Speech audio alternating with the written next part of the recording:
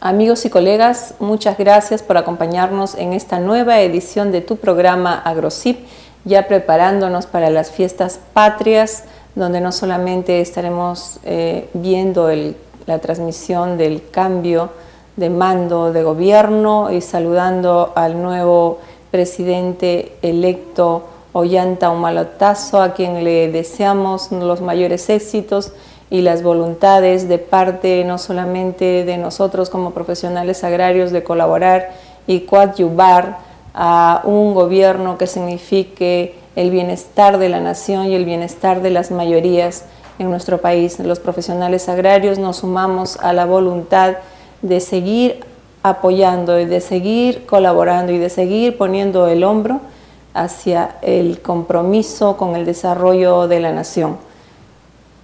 Amigos y colegas, en este programa vamos a tratar un tema relevante para el agro, la extensión agraria, la comunicación, las distintas metodologías con un especialista que conoce mucho del tema, es un profesional, un personaje del mundo agrario, lo conocemos todos, no solamente en las diferentes etapas en las que él ha tenido la oportunidad de colaborar, sino también por su permanente presencia en los foros, no solamente con una participación informada, sino también conoce mucho de la historia y del devenir de lo que ha sido las organizaciones, la organización profesional, las organizaciones de productores, y es un profesional que, como debe ser, se encuentra permanentemente actualizado e informado.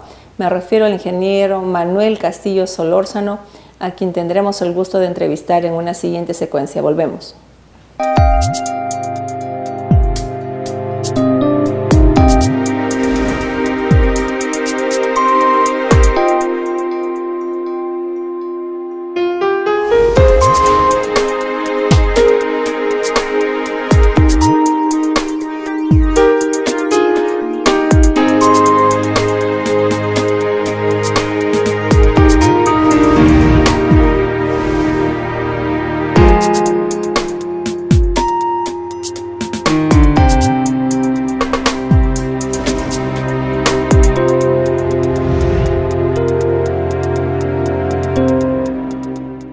Ingenieros, agrónomos o tecnistas, meteorólogos, colegas, amigos del internet, internautas que nos siguen en tu programa AgroCip.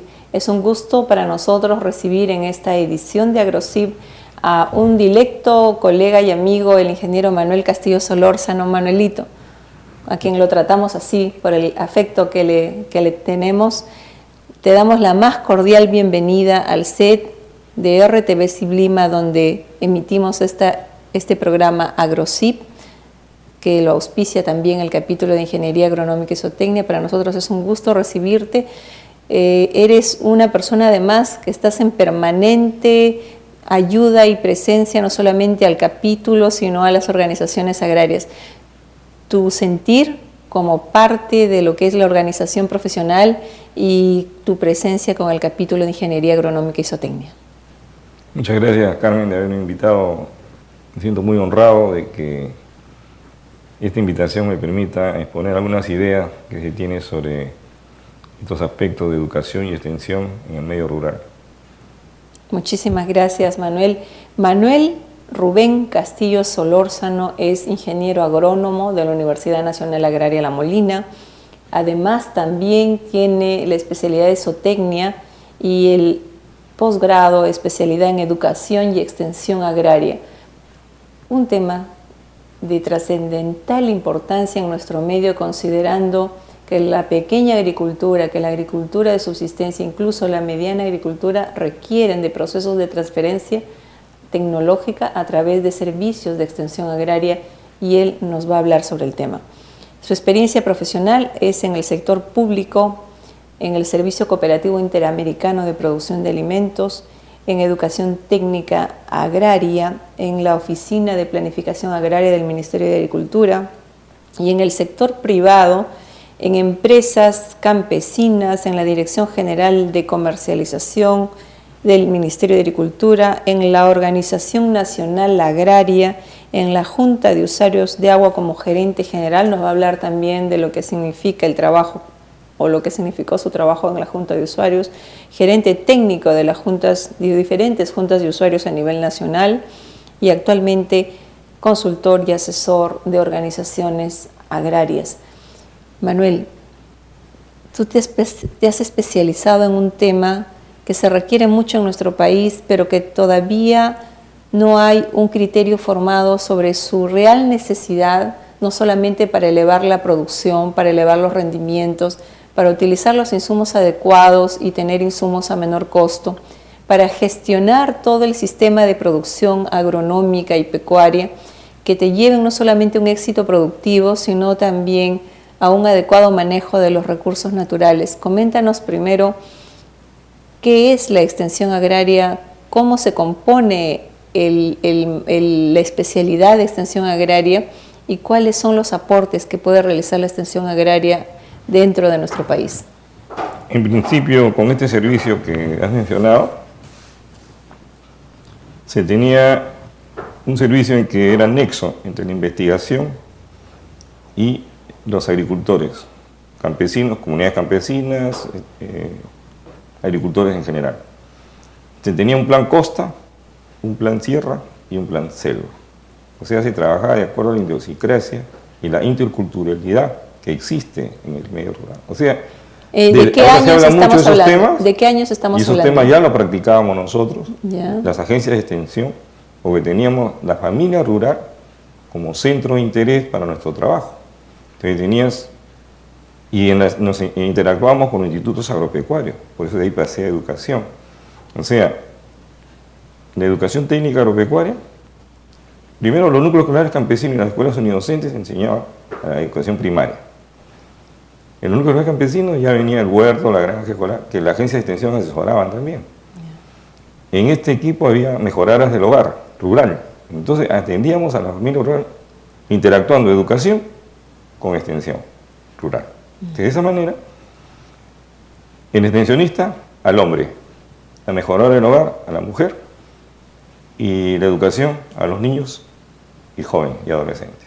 Entonces estamos atendiendo a la familia rural. Entonces, ese enfoque y esa práctica, lamentablemente, el proceso de reforma agraria no lo entendió y no lo quisieron entender de repente muchos especialistas sociales que tenían otra concepción. De esta manera que se suspende el servicio de extensión agraria y ya no vuelve más. ¿Y hasta qué años estuvo presente ese servicio? Desde el año 44 hasta 1969. El 70 hubo un intento del gobierno militar de hacer un CENSIRA, le llamaron Centro de Investigación y Capacitación para la Reforma Agraria. Lamentablemente, este centro también va a ser una capacitación ideológica tipo Sinamos, ¿no? O sea, los temas eran dominación, dependencia, su desarrollo, alienación, etcétera, etcétera. Entonces, los ejes temáticos de las exposiciones eran promotores sociales. No había un enfoque en ese aspecto tecnológico. El enfoque ¿Cuáles fueron los resultados de ese servicio que hubo hasta desde los años 44, como nos refieres, hasta los años 69? Teníamos los clóricos juveniles en el medio rural, o sea, donde los jóvenes... ¿Cuáles eran los resultados? Me refiero a nivel productivo, en nivel de comercialización, en el manejo de los recursos en el campo. Mira, logramos que la familia en su conjunto produjera su actividad productiva para inclusive bajar en las ferias, vendían los productos que les enseñamos a producir mejor. Pero no eran productos que se nos ocurrían a nosotros, sino de acuerdo a la realidad. En la costa, pues había un plan costa, un plan sierra y un plan selva. Porque existe en la sierra, predomina la papa, el maíz amiláceo, y otros cultivares propios andinos. Entonces con ellos, eso es lo que se enseñaba inclusive a practicar y a hacer los huertos. En las granjas igual, los animales, las crianzas de la zona. Entonces el área de influencia de un instituto agropecuario de educación y el área de influencia de la gente de extensión se complementaba. De esa manera entonces atendíamos a la familia rural en su conjunto. Inclusive los extensionistas tenían 20 horas para enseñar y se le validaba inclusive como año de servicio en educación. 20 horas, hasta 20 horas de cursos técnicos. Entonces todos los extensionistas, un acuerdo transsectorial entre el Ministerio de Educación y el Ministerio de Agricultura. Entonces de esa forma el director de la agencia agraria, inclusive la mejoradora del hogar, porque inclusive nosotros adelantamos la coeducación. La famosa reforma educativa del Ministerio de Velasco, cuando vino la reforma educativa, hablaban de la coeducación. Nosotros ya lo hacíamos. Nosotros teníamos en el año 59, nosotros introdujimos en un reajuste de programas, una resolución suprema que nos permitía a los institutos agropecuarios tener, porque los niños campesinos eran, que tanto hombre como mujer, querían estudiar. Entonces admitimos a niños con autorización. Entonces le llamaron institutos técnicos agropecuarios experimentales. Esa fue la denominación, porque estamos experimentando, lógicamente, una coeducación. Y los resultados fueron positivos, porque así que la reforma educativa de Velasco la adopta, ¿no? Todos los ideólogos de la reforma educativa hablan de la coeducación, y fue una implantación de la coeducación en el país en general. Entonces, nosotros ya estamos en el medio rural, estamos adelantados en ese aspecto. O sea, nosotros hemos retrocedido. Yo escucho a muchos economistas y ahora antropólogos y sociólogos, y algunas ONG que dicen, nunca se ha hecho, ¿no? Entonces es como programa del Estado también, ¿no? Que nunca, eso se ha hecho. Lo que pasa es que se interrumpió y no se volvió a retomar. Lamentablemente el segundo gobierno de Belaúnde no lo retomó. Vinieron los siguientes gobiernos, el de Alan García, el de Fujimori, la extensión no fue tomada en cuenta. Ahora, por ahí aparecieron las palabritas que se usan siempre, las famosas denominaciones que nos dan los organismos internacionales. Ya no hablemos de extensión, ahora hablemos de transferencia tecnológica. Entonces ya comenzaron los especialistas en transferencia tecnológica. Una cosa más, nosotros todavía, aparte de ser extensionistas, el IICA, que antes era la zona andina, habían especialistas en educación y en extensión. Ellos nos capacitaban todos los años en cursos inclusive de comunicación para el desarrollo rural. O sea que nosotros, para preparar el material de enseñanza y de hacernos entender mejor con el campesino, inclusive en forma bilingüe. O sea, nos apoyamos con los profesores de educación primaria, que muchos de ellos hay un programa de educación bilingüe, y trabajamos juntos. Entonces nosotros los ayudamos a hacer sus huertas y granjas escolares para la educación primaria. Y ellos nos ayudaban para educación técnica agropecuaria. O sea, se trabajaba en forma unida, había mística. Ahora, algunos profesores dicen, para lo que me pagan voy a enseñar, dicen inclusive. Acá mismo, en la capital. Entonces, al alumno no cumple con los programas curriculares, no llegan al 100%, 70% lo mucho. Y aquí la administración educativa está fallando. Este gobierno se ha preocupado, claro, en la capacitación de los docentes. Y la administración educativa, la peor corrupción de las UGELs de Lima Metropolitana, y está el Diario del Comercio, que hizo un evento. Y toda la corrupción que hay, ahora, la corrupción siempre ha habido también en los nombramientos, en las cosas, pero eso se ha ido superando. Pero ahora la cosa es más grave. Directores que cometen errores, se lo llevan, lo solapean, como se dice, o los ocultan en la SUGEL, a los 2 años lo devuelven al mismo plantel. Ahí bueno, nomás. Bueno. Entonces, en el medio rural, si aquí en Lima lo hacen, mira pues qué pasará en el medio rural. Que ahí, para que lo vean, en el colegio está pues a 6 horas, 8 horas, 10 horas de la capital del distrito y más de la provincia, ¿no? Entonces las autoridades que hay en el Ministerio de Educación, su acción es más capital de provincia, capital de distrito, pero no supervisan ni asesoran. Ahora, supervisar es asesorar.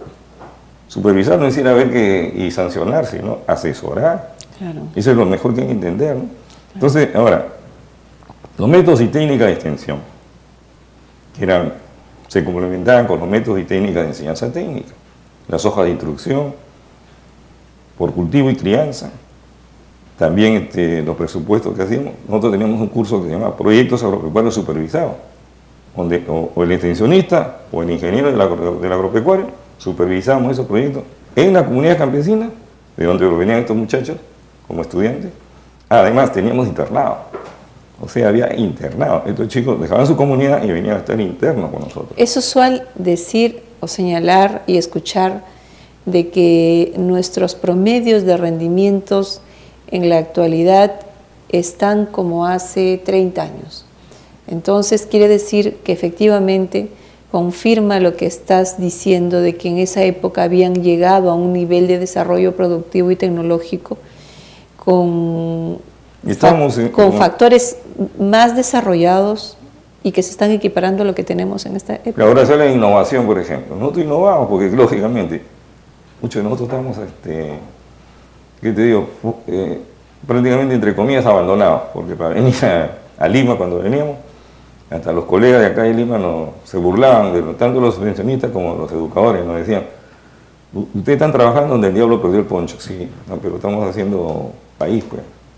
Entonces los extensionistas y los educadores hemos tenido una mística, que no la tienen, lamentablemente, otros colegas. Porque ellos están primero, ¿cuánto es? ¿Cuánto debo cobrar? Y después ya están pensando en enseñar. Bueno, pero claro que también... Que eso es natural y normal, tampoco claro. No digo que no. Por eso, cuando nosotros, educación pagaba más que extensión, muchos de nosotros nos pasamos a educación. ¿Por qué? Porque en educación teníamos una diferencial, vamos, 3.200 era el sueldo promedio de un extensionista, y el sueldo promedio del Ministerio de Educación era 4.200. ¿Y cuáles son las técnicas, las herramientas que utiliza la extensión? Bueno, los métodos y técnicas de extensión son varios. No hay fórmula única también, ¿no? Lógicamente. Hay del sociodrama. Dependiendo de cada enfoque, ¿no? Hay los círculos de estudio, que también lo agarró Sinamo, pero que para otros fines. Hay que hacer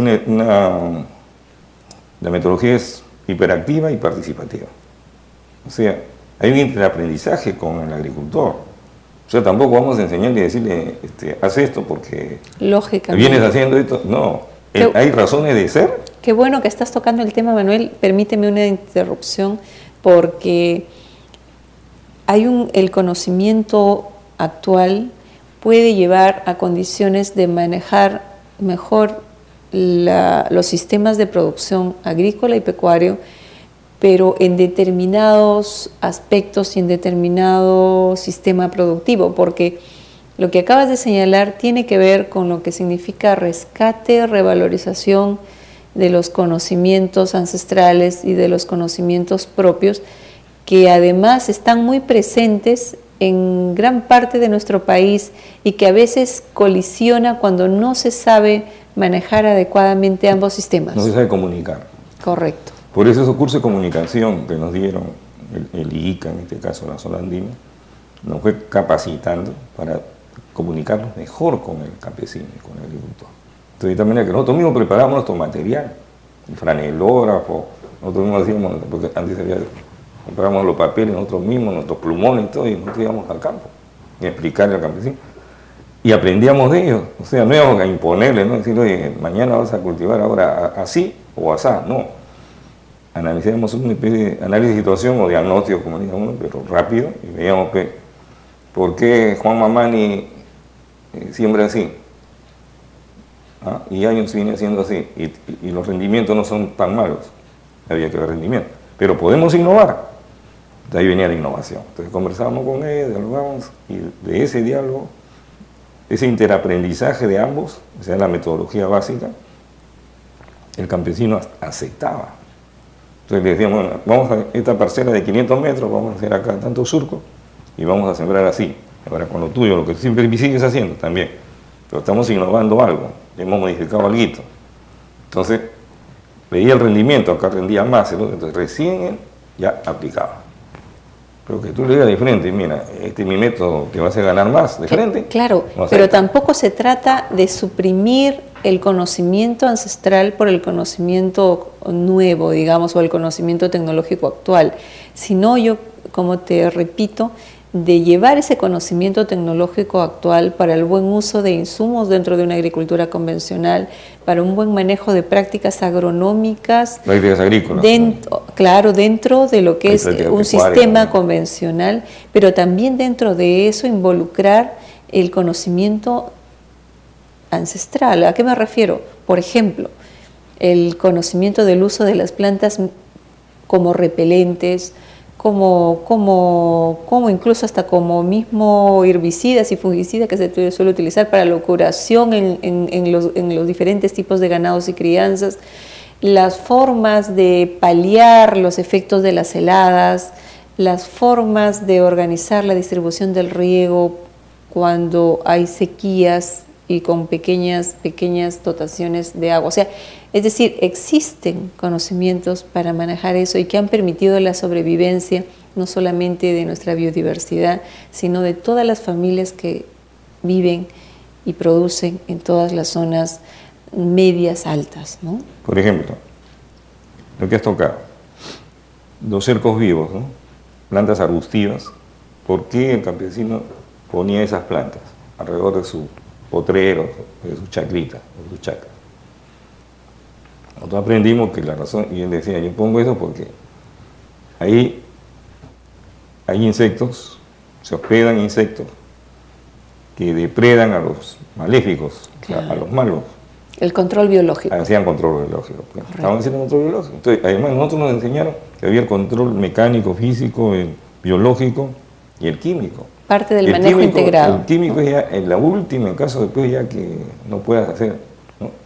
Pero, y agronómicamente nuestros profesores en La Molina pues, nos enseñaban que todos estos son los métodos de aplicación de prevención y control.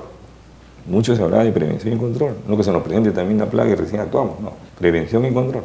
Entonces, basado en esas experiencias de nuestros profesores, más la experiencia de campo con los propios campesinos, los propios agricultores, por eso muchos decían todavía, como te digo, nuestros colegas del ministerio, de la oficina, cuando tú comentabas, esto estaba allá, uy, te está absorbiendo el medio, o sea, te estás estancando, ¿no? O sea, nosotros ya como, hablaba tú con términos de conocimiento campesino y hablaba con entusiasmo de que había esto, y hemos logrado esto, uy, el medio te está absorbiendo.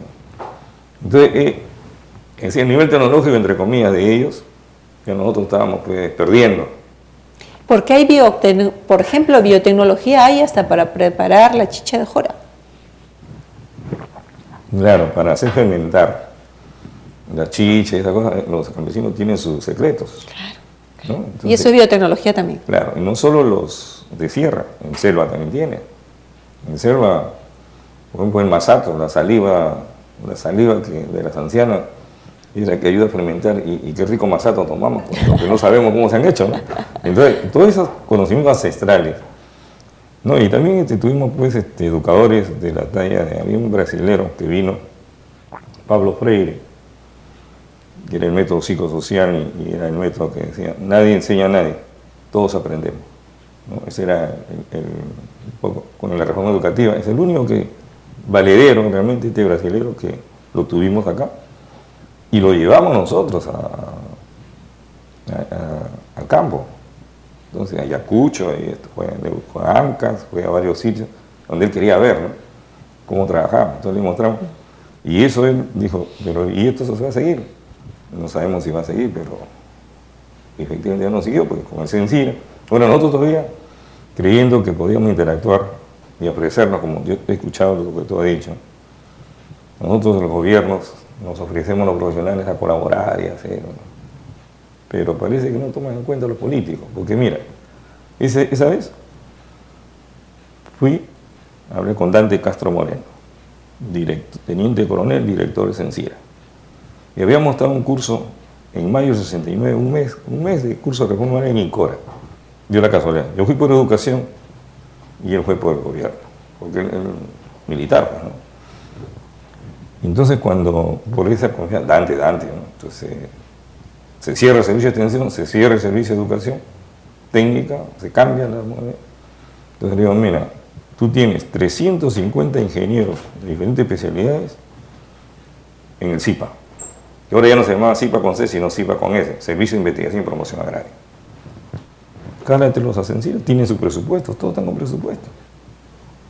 De educación agrícola o de educación técnica agropecuaria, ahí tienes otros 400 ingenieros, profesores, directores, jefes de práctica, directores de estudio, técnicos de campo, técnicos agropecuarios, de todo nivel.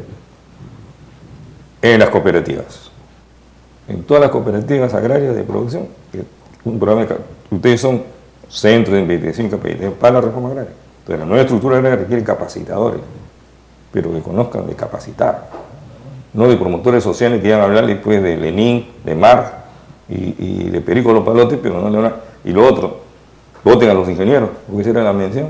O sea, y cada rato predicaba y decía, el proceso de reforma agraria es político, económico, social, no tecnológico. Entonces, voten a los ingenieros, todos los cañeros, todos los ingenieros cañeros lo votaron. ¿Quién se viene visión? Se viene visión Brasil, Ecuador, Colombia, con nuestros ingenieros cañeros que lo votaron así como ustedes digan. Y yo he sido testigo, porque estaba en Tumán, en Pomalca, y ese discurso lo designamos, la gente de INCOP misma también, INCOP, donde muchos colegas que son ahora considerados gurúes, inclusive del cooperativismo, pero que no le hacen caso, ¿no? Entonces yo me acuerdo que estaba, bueno, es uno que es polémico y es controvertido a veces, el ingeniero Jaime Llosa, por ejemplo, ¿no? Entonces él estaba en INCOP, me acuerdo, que estuvo también en Sinamo, estuvo en INCOP, y cuando fue a la cooperativa cañera nosotros le informamos, le explicamos lo que está pasando acá abajo, ¿no? Pero la decisión política era pues vertical, tipo militar.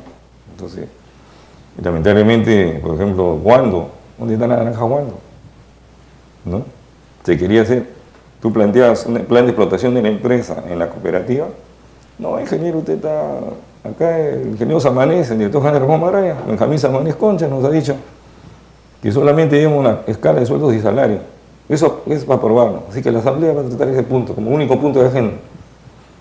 Y si tú insistías, no, ingeniero, usted se va, pues. Y lo votaban, ¿no? Vinimos al colegio de ingenieros, en la avenida Arequipa, a reclamar, a que nos protejan. No nos podemos meter porque eso es un hecho político. Bueno, Entonces, Manuelito. nos quedamos, pues te digo, en ese sentido, hay cosas que, como tú dijiste, he conocido y he vivido del 6-2 que se creó el colegio de ingenieros, en la avenida Arequipa, de que tampoco nosotros mismos, como nuestra orden, como que hablamos siempre de nuestra orden, ¿no? No, por otro lado, a veces escucho cuando algunos colegas dicen, no nos llaman.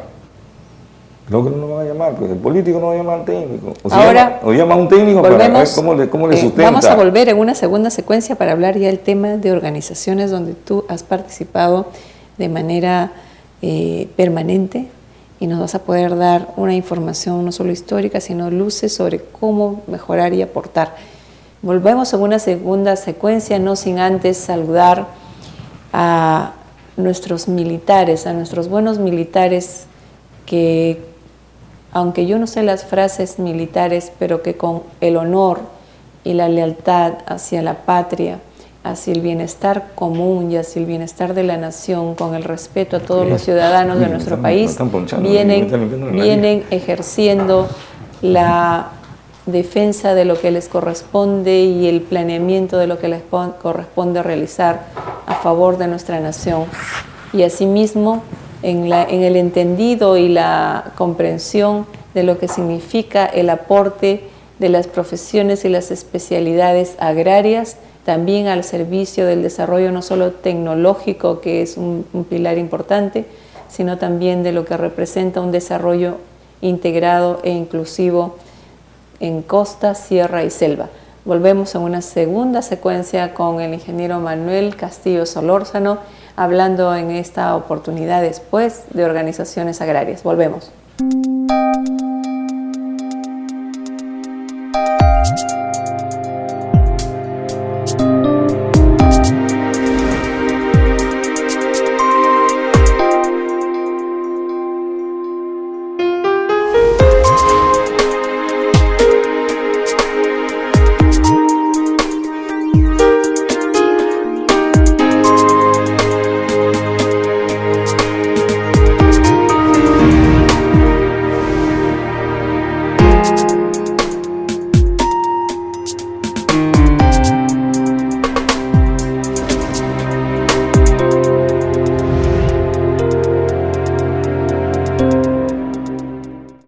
Amigos y colegas, gracias por acompañarnos en tu programa AgroCip y les agradeceré también que nos hagan llegar sus comentarios y aportes para la mejora permanente, no solamente de este programa, sino de las actividades que venimos realizando como capítulo de Ingeniería Agronómica y Zootecnia y que busca llevarles no solamente opiniones, información, conocimiento, sino aportes para el esclarecimiento siempre de la realidad agraria y por lo tanto para quienes están en sus manos la toma de decisiones tengan más elementos de juicio para conducir los procesos y las actividades por el cauce del éxito y del desarrollo que todos aspiramos.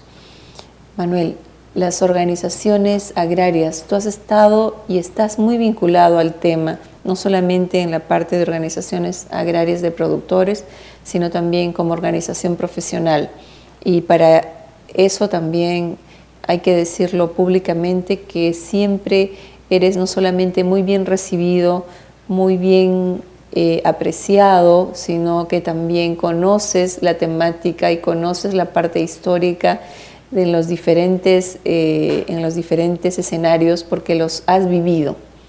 Y eso es meritorio para quienes no comprenden el tema de la participación en organizaciones. De repente les es un poco difícil o complicado entender este tipo de trabajo, este tipo de interés por las organizaciones, pero es frecuente y común escuchar que las organizaciones deben ser fomentadas porque es parte esencial. Se habla mucho de asociatividad, pero a veces no se da un ejemplo concreto y claro de cómo debe una participación dinámica de los integrantes, miembros, y una apertura a nuevos integrantes en cada una de esas organizaciones que podría permitir el avance en lo que estamos nosotros en términos generales esperando de lo que una organización puede representar para el desarrollo de sus miembros y también del país en su conjunto.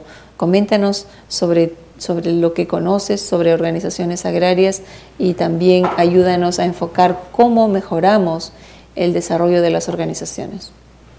Justamente en los aspectos de asociatividad, para luego lograr sostenibilidad, competitividad y todo lo que ahora se dice, y rentabilidad sobre todo. La asociatividad se puede, diría que más fácil es lograr en la sierra y en la Amazonía, que en la costa, porque con la parcelación se ha exacerbado el individualismo y la desconfianza entre los agricultores parcelarios. Hay acá, para citar Cañete y Barranca, que son dos ríos, Pativilca y Cañete, no hay unión su asociación de maiceros, por decir, algodoneros, bueno, están en el membrete, pero en la asociatividad, en la práctica, ¿qué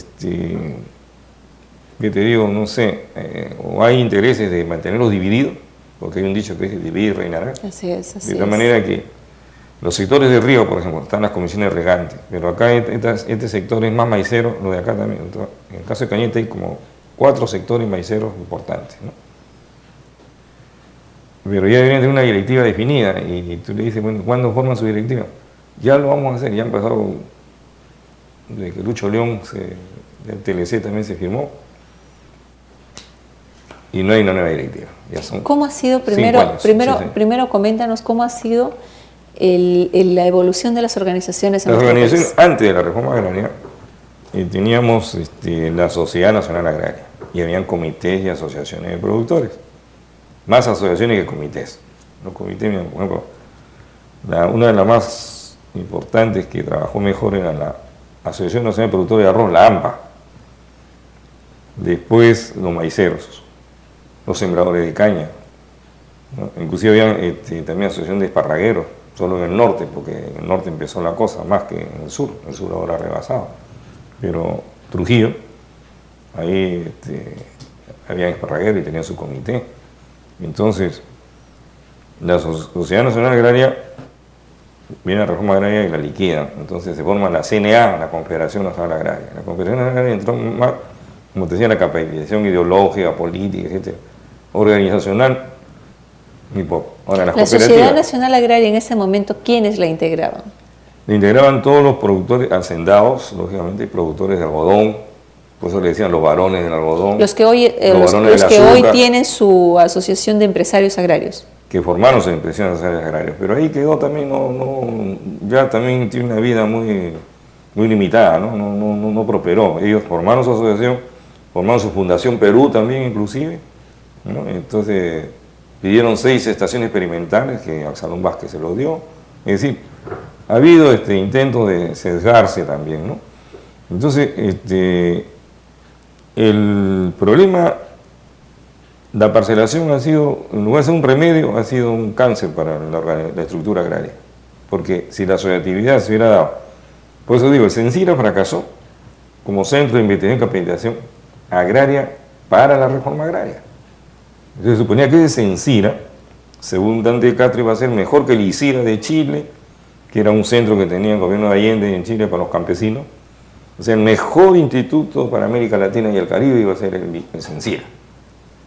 Y no aceptó lo que nosotros le propusimos. Nosotros le propusimos que tome a los ingenieros del EXIPA y a los ingenieros de educación y vayan a capacitar a las cooperativas.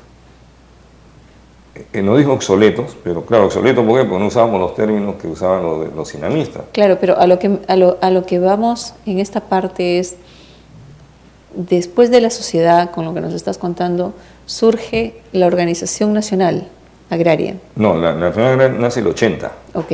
O sea, las etapas son así. Primero fue Sociedad Nacional Agraria, la SNA, que muere al golpe de Velasco. Okay. Entonces lo defenestran y se crea la Confederación Nacional Agraria. O sea, políticamente se crea una organización que hasta ahora existe también, ¿no? Correcto. Además están los pequeños agricultores. Pequeños hay en todos los gremios, sino que a veces uno dice acá nosotros somos más pequeños o somos más pobres y los otros dicen somos menos pobres, etc. Entonces entre ellos mismos hay divisiones y contradicciones. Entonces no hay la unión en el agro. Por eso que si algo no nos hacen caso es porque estamos desunidos. Entonces, los gremios agrarios, nuevamente por asociación y comité, nacen con la ONA, la organización en la década del 80, segundo gobierno de Belaúnde. Entonces ahí ya se forman los comités de arroz, ya no era asociación, sino comité ya de la arroz, organización comité de papa, comité los comités por cultivos. Por línea de cultivo y crianza. Y se genera un autogravamen. El gobierno de Belaúnde pide un decreto supremo que autoriza a los gremios que comprueben y se registren en el Ministerio de Agricultura por cultivo o crianza. Ahora, el autogravamen, permíteme, es el régimen económico. Permíteme dilucidar este tema. El autogravamen, como su mismo nombre lo dice, es propio, o sea, nosotros acordamos hacer eso. No nos vienen a decir van a grabarse de esta forma, sino nosotros mismos. Al tomar esa decisión de nosotros vamos a grabar con tal cantidad para poder subsistir como organización, es un tema que debe verse desde la dación de algún tipo de normatividad, considerando que tenemos tantas normas en nuestro país que no se cumplen. No es parte de que como propia organización tengamos un acuerdo conjunto interno para que podamos llevar esa organización hacia los fines que estamos buscando sin necesidad de una mayor normatividad que nos obligue a algo. Mira, de todas maneras tiene que haber obligatoriedad. Nosotros, justamente en el año 92, en que ya comienza a liquidarse la ONA, se inicia la liquidación de la ONA, sale un decreto supremo donde los autogravámenes van a ser voluntarios. Entonces, voluntario, pues voluntario. Entonces nosotros no teníamos, mejor dicho, en la costa sobre todo lo he comprobado más, el agricultor quiere una obligatoriedad. Si no hay una ley, un decreto, un marco normativo que lo obligue, de modo propio no da. Las juntas de usuarios, ¿por qué superviven? Porque hay una obligatoriedad por un dispositivo legal que tiene que pagar la tarifa de agua. Y de esa tarifa hay un porcentaje que tiene que ser para la organización, tanto para la nacional como para la junta de usuarios de cada valle o zona de producción. Entonces, ellos tienen fondos, pues, ¿por qué? Porque están obligados. Un porcentaje de la tarifa de agua va para su organización. Entonces, tienen base económica. Entonces, lo demás los comités y asociaciones que quedaron después de liquidarse la ONA, acuerdan. Yo estaba trabajando con la Asociación de Maiceros hasta hace 2 años. Se acordó, hicimos un convenio con la APA, donde nos acordamos un aporte, le llamamos aporte, porque no se puede autograma de acuerdo a la Constitución. A eso también Fujimori modifica, entonces ya no puede haber autograma. Es anticonstitucional hoy implantar un autograma. Entonces, nosotros acordamos un aporte en los maiceros, en la asamblea de delegados de todo el país. Entonces dijimos, acá nos levantamos los maiceros, nos levantamos. El primero que venía un fulano a dejar su maíz a San Fernando en la planta, y claro, lo que retienen el porcentaje era San Fernando, es el principal comprador, en la planta de Chancay nomás.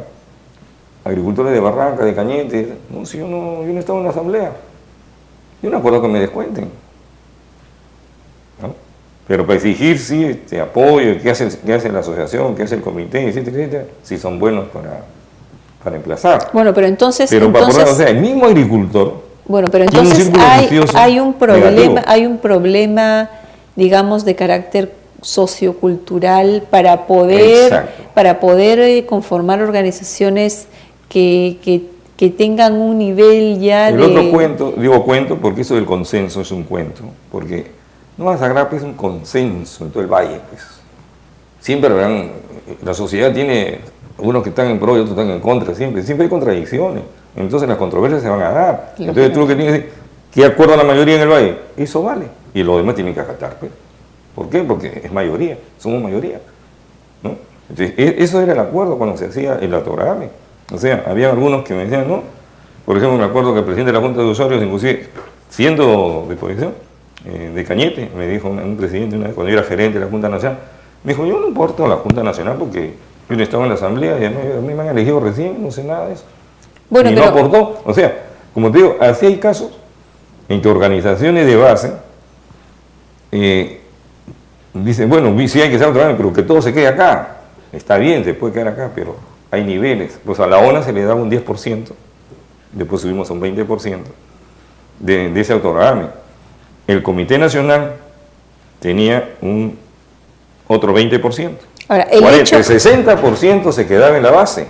Ahora, el hecho no radica tampoco... En el Comité de Valle, el hecho no solamente radica en la capacidad de autosostenimiento para las actividades que va a realizar, sino sobre todo en los objetivos y los resultados que puedas conseguir como organización. No, y una cosa más, tenía nombre propio la aplicación. O sea, tú decías, este autograma, esta investigación, nosotros le hemos dado, maiceros, le hemos dado 2% de nuestro autograma y le damos a la INIA. Ahora INIA era INIPA, pues, ¿no? Entonces, y así, los arroceros igual, a la estación experimental le daban un porcentaje de apoyo. Entonces, los gremios, por eso decía, esto se aplicará, no era que autograme por autograme, no, sino se aplicará el autograma para emplearse y aplicarse en servicios de investigación, de capacitación, de comercialización, básicamente, e inclusive a inducir procesamiento, o sea centros de acopio y agroindustria. O sea, era una base económica ya a través del autograma de poder que esa asociatividad sea efectiva. La cortan y después no se recupera. Ese es el problema. Ok. ¿Y cómo observas las organizaciones agrarias en las últimas décadas? Últimamente, ahora hay una dispersión porque, claro, las ONG han entrado a reemplazar los servicios de extensión en algunos lugares, pero no hay pues una réplica de las experiencias exitosas que las hay también. Por ejemplo, ahora el servicio de extensión se está recuperando en algunos gobiernos regionales. Bueno, te cito el de Huánuco. Ahí está un colega, Carlos Babastre, que es pensionista como en la promoción de la década del 70 nosotros. Y Carlos es de la Universidad de Huánuco, la Nacional. Entonces, en convenio con el gobierno regional, han creado una dirección de extensión dentro de la dirección hay una gerencia, ahora se llama gerencias económicas. Debajo de eso hay una dirección regional agraria y dentro de eso hay un departamento de extensión. Entonces, en convenio, eso entre la universidad y del gobierno regional. Yo creo que esa podría ser la salida. No podemos armar quizás otro aparato como el CIPA, pero en cada región podría, esto que está haciendo Carlos ahí, lo podemos hacer, que se puede replicar. ¿Y cómo podemos realizar, ya para mencionar en esta parte, Manuel, los aportes que nos puedes dar respecto a cómo encauzar mejor la forma en que se propicia, en que se conduce y en que se dirige y se participa en las organizaciones agrarias para el éxito no solamente de las mismas, sino sobre todo para beneficio de sus miembros, por un lado, así como cuáles son tus principales propuestas para el tema de la transferencia tecnológica o extensión agraria, como no se conocía, y bajo el nombre que signifique, que lleve lo que es el conocimiento al campo, respetando los conocimientos que se tienen, pero incursionando con temas que pueden perfectamente aportar para no solamente el incremento de la producción, sino el buen manejo de los recursos naturales. Aquí lo que tendría que establecer entre el marco normativo del Ministerio de Agricultura, que este programa de transferencia o de extensión, como le denominar, se dé a todo nivel, ¿no? Entonces, a nivel local, a nivel regional. Ahora el ministerio es normativo, la ejecución es en las regiones, de acuerdo a la descentralización, etc. Entonces, como está haciendo, como te menciono, lo de Carlos, ¿no? Y nosotros lo vamos a hacer, digo nosotros, en el caso de Junín, ¿no? Se va a hacer en Satipo, por ejemplo, ese tipo de interacción.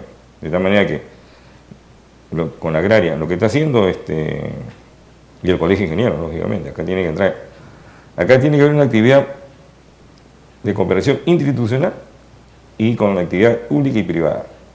Por ejemplo, las mineras pueden contribuir a financiar estos programas, que lo captan las ONG, porque hacen convenios las ONG con la minera y le dan, por ahí sale el programa Aprender, el otro Aprender Haciendo, el otro, etcétera, etcétera. Entonces, están reemplazando el vacío que hay, pues. Pero si el Estado también complementa y tiene un programa, porque hay que crecer, sembrando, etcétera, todos esos programas de la mejora del hogar hacían lo que hace sembrando y lo que hace crecer, ¿no? Ahora, juntos es una innovación, pero ese es para salud y educación, ¿no? Pero para la parte agraria, nosotros si queremos un desarrollo agrario, rural, sostenible, competitivo y rentable, tiene que darse programas de este tipo. Y como digo, una cosa es la costa, otra cosa es la sierra. Inclusive el desarrollo agrario y rural tiene que darse así también. Podrá haber un plan nacional de desarrollo agrario y rural, pero otros países, pongo como ejemplo Brasil, tiene su plan de desarrollo amazónico. Nosotros no tenemos un plan de desarrollo amazónico, ¿no? Y entonces la sierra debe tener su propio plan, porque somos tres realidades distintas.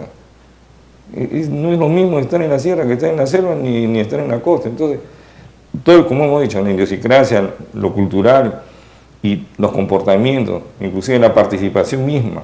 Algunos hay que, como dice, jalarlos un poco para que entren, otros no, otros rebasan inclusive su entusiasmo y participan.